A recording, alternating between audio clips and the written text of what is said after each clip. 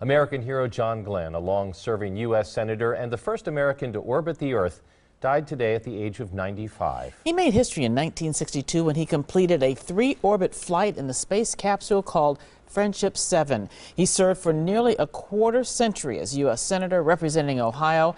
He returned to space at the age of 77 aboard Space Shuttle Discovery, the oldest person to do so. Astronauts are part of a very small fraternity. One member of that fraternity is Jim Lovell. We caught up with the veteran of 4 space missions and favorite Milwaukee Sun tonight to get his thoughts about his friend John Glenn.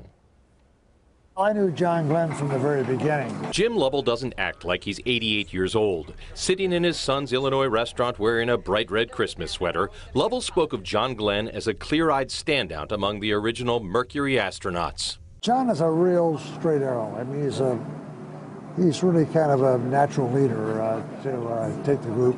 The first 7, of course, were all test pilots, and they lived off the edge, and they were sort of like cowboys, but John sort of led the way to make sure that everything was done right. Never mind that Lovell is himself an iconic American figure.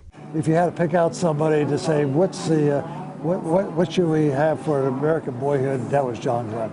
His admiration for his fellow astronaut turned statesman is unbridled. He contributed quite a bit, more than perhaps any of the rest of us, to the prestige and to the quality of life here in the United States. When asked how his friend should be remembered, Glenn's fellow straight shooter didn't get poetic. I think the world should remember him as a pioneer, somebody who did some of the initial exploration of a new science.